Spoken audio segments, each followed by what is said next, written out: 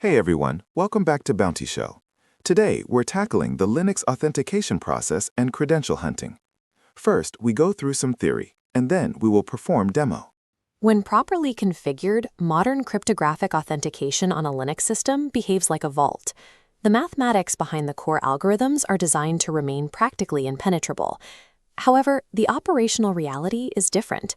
Attackers who gain low-level access through a vulnerable web application frequently achieve root privileges within minutes. This happens despite the presence of pluggable authentication modules, or PAM, the system's intended gatekeeper for user data and sessions. If PAM and modern cryptographic hashing are mathematically secure, the speed of these compromises suggests a failure point existing outside of the core logic. Normal daily operations, running scripts, managing databases, and browsing the web, create an operational footprint that scatters sensitive credentials across the system architecture. To understand how these systems fail, we will map the intended secure core of Linux, then systematically deconstruct it by enumerating exploitable files, legacy hashes, and volatile memory. System compromise relies on mapping and exploiting this footprint left behind by administrators and automated systems, effectively bypassing the need to confront the cryptography itself. The authentication flow begins when a user attempts to log in. This request invokes the pam.unix.so module to verify the account information.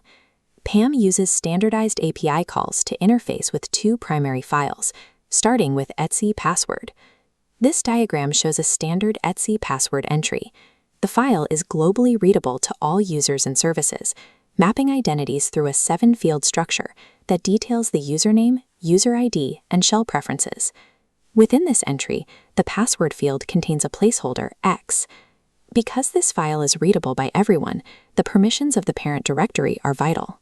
If an administrator leaves the etc directory writable, an attacker can simply delete that X and log in as root without a password prompt.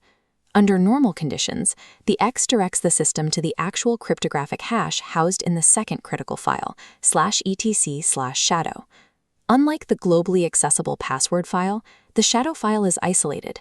It is exclusively readable by users who already hold administrative privileges. This file dictates user validity. If an account is listed in the password directory, but missing from the shadow file, the system considers that user invalid. If the shadow file's password field is empty, or contains an exclamation point, traditional Unix password login is disabled, forcing the user to rely on methods like SSH keys or Kerberos. Linux identity security depends entirely on this isolation. When a user can read or modify the shadow file without authorization, the system's ability to restrict administrative access collapses. Once an attacker extracts the shadow file, they can analyze the cryptographic hash stored inside the password field. A standard Linux password hash consists of 3 foundational components: the ID, the salt, and the hashed password itself. The ID value specifies the exact cryptographic algorithm used to generate the hash. Modern Linux distributions prioritize secure algorithms like Decrypt, designated by a Y ID, which are resistant to brute force attacks.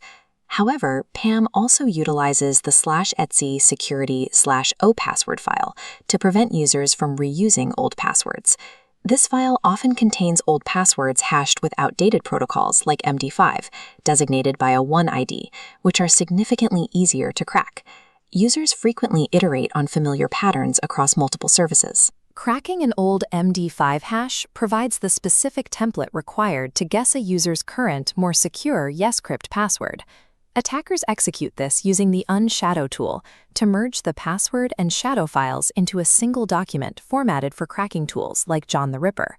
While designed to enforce security policies, these backward compatibility features often provide the cryptographic degradation an attacker needs to compromise the system. Moving beyond the shadow file requires interacting with the broader environment through a foundational Linux principle: everything is a file. Services and applications rely on configuration files to function. To connect internal processes, these files frequently store the necessary database and service credentials in plain text. These targets typically use extensions like .config, .conf, or .cnfs.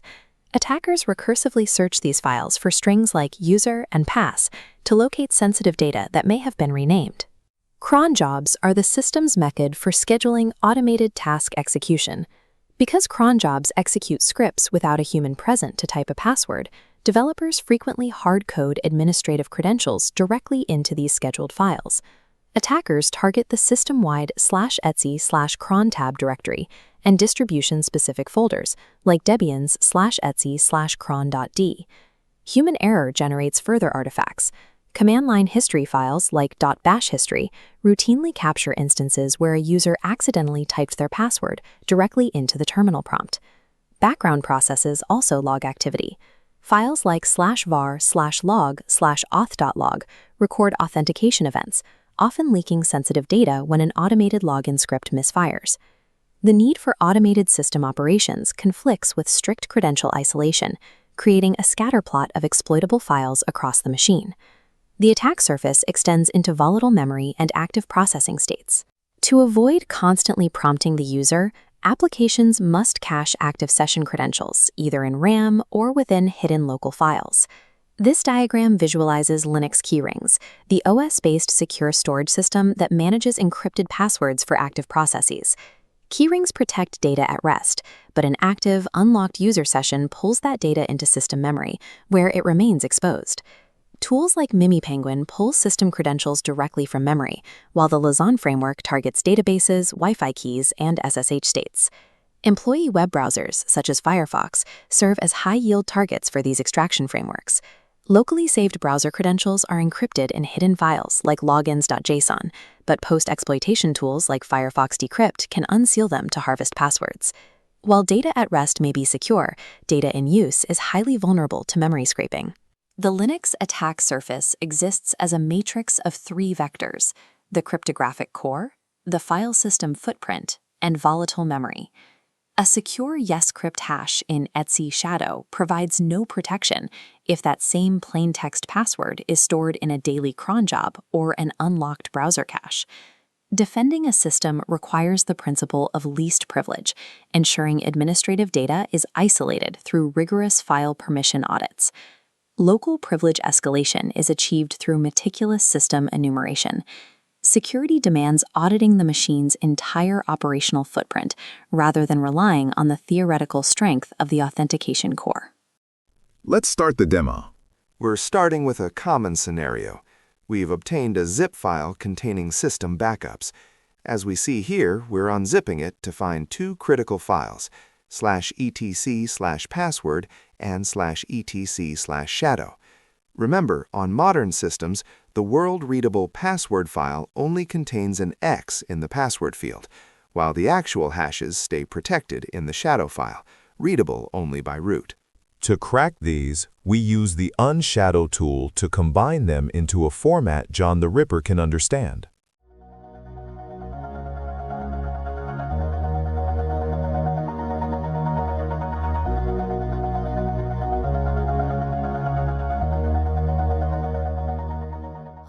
First, I'll run John in single crack mode. This is highly efficient for weak passwords that might be based on the username itself. And just like that, we've recovered Martin's password. It's just Martin.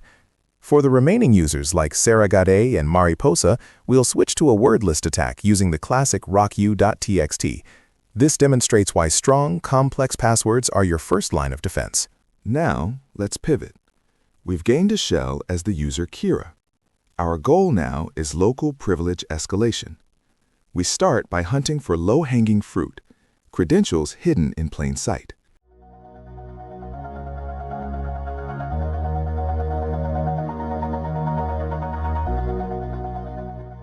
I'm running a for loop to find all files with .conf, .config, or .cnf extensions. Configuration files are notorious for containing hard-coded service credentials. Next, we look for database files like .sql or .db.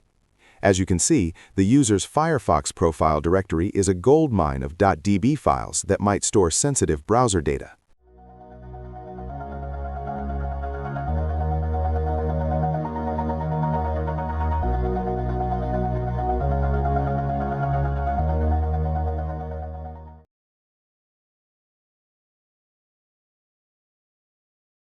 Don't overlook scripts. Developers often leave passwords in .py or .sh files to automate tasks.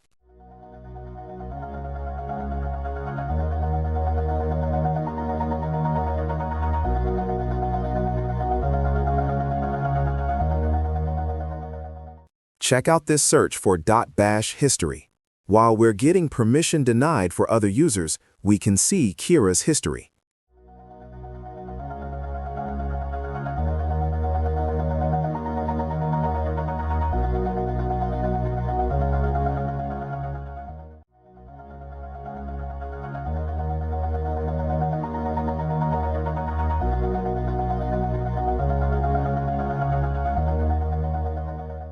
Finally, we're scanning /var/log for keywords like password or accepted. Logs often capture sensitive strings during failed login attempts or automated service calls.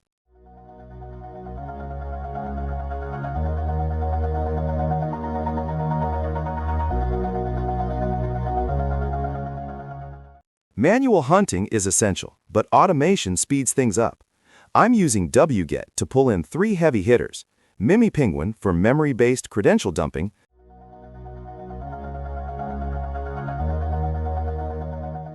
LaZagne for multi-source password recovery,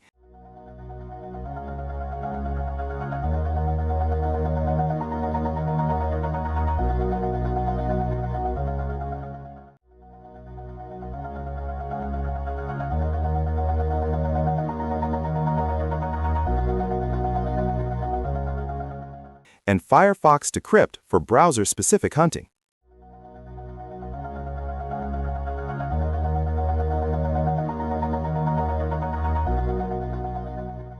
I'm hosting these on my local machine and pulling them over using Python's built-in HTTP server.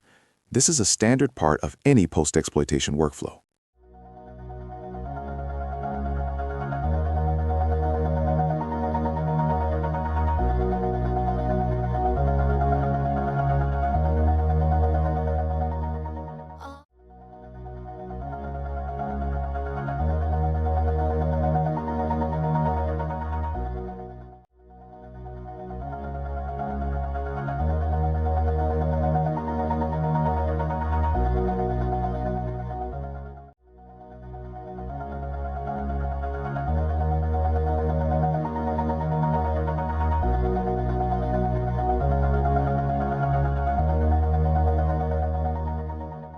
Let's wrap this up with the LaZagne project. This tool is incredibly powerful. It can extract passwords from over 20 different sources, including SSH keys, environment variables, and, most importantly here, browsers. After unzipping and navigating to the Linux directory, I'll run the Python script.